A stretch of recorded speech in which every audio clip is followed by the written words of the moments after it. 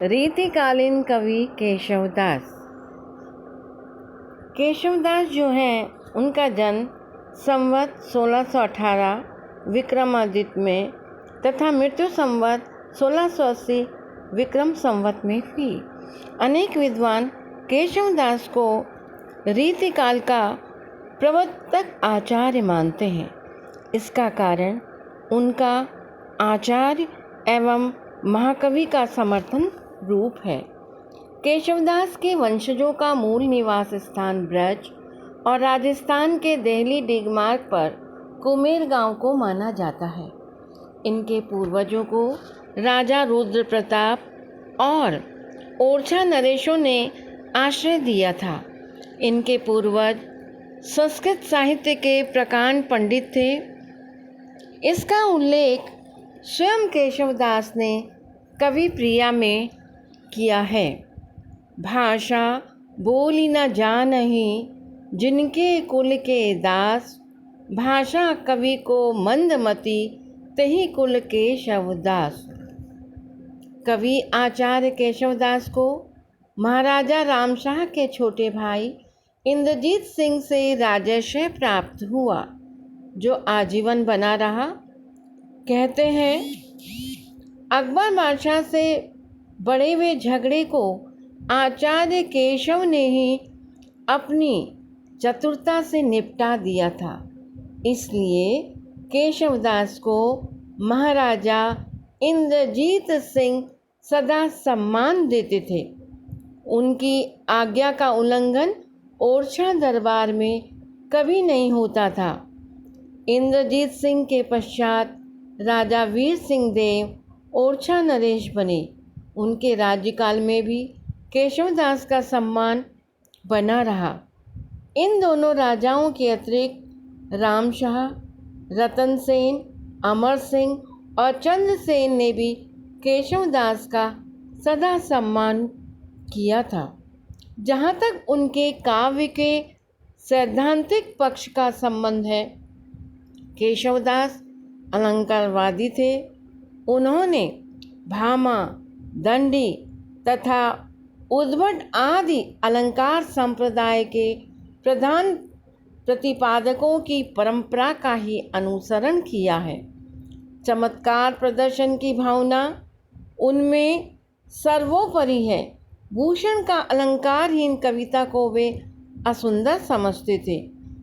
इसलिए उनकी रचनाओं में श्लेष, यमक आदि का आश्रय लेकर उक्ति वैचित्र्य एवं शब्द चमत्कार की प्रधानता मिलती है, जिससे दुरूहता और नीरसता भी उत्पन्न हो जाती है। सुबरन की खोज में तथा कवि रूढ़ियों के निर्वाह में तल्लीन उनकी काव्य चेतना कवि सुलभ, रागात्मक तारल्य एवं सहज सौंदर्य बोध से प्रायः वंचित ही रह गई। सैद्धांतिक विषय प्रतिपादन भी विसंकित तथा अमौलिक है। मौलिकता केवल अलंकार वर्गीकरण में ही दिखाई देती है, जो विशेष महत्वपूर्ण नहीं है। वस्तुतः केशवदास का उद्देश्य न तो अव्याहत रस संचार था और न गंभीर सिद्धांत विवेचन ही।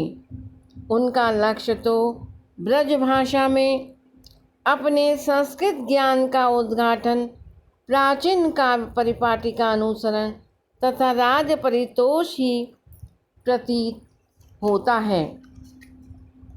आभ्यंतरिक प्रेरणा की गहनता का अभाव उनकी मुक्तक और प्रबंध दोनों प्रकार की कृतियों में मिलता है। रसिक प्रिया, कवि प्रिया तथा रामचंद्रिका उनकी प्रमुख रचनाएं हैं, जो उनकी ख्याति का प्रधान आधार है।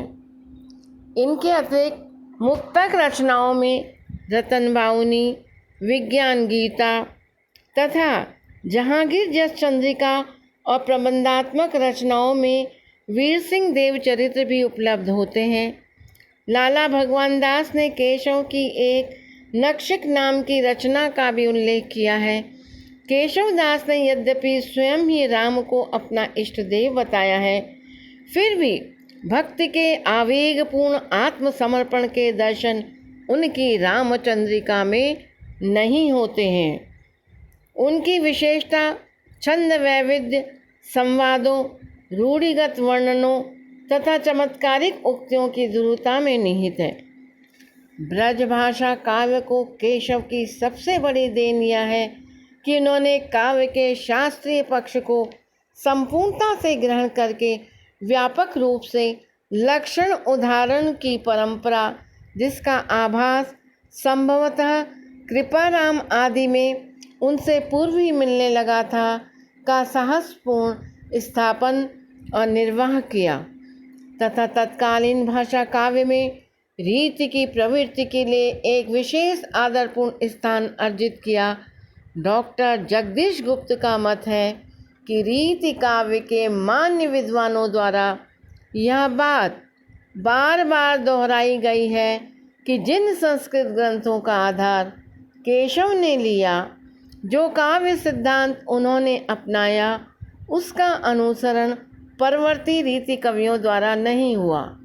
अतएव केशव के स्थान पर चिंतामणि को रीति परंपरा के प्रवर्तक का श्रेय मिलना चाहिए, परंतु चिंतामणि का व्यक्तित्व केशव की अपेक्षा बहुत कम प्रभावशाली था।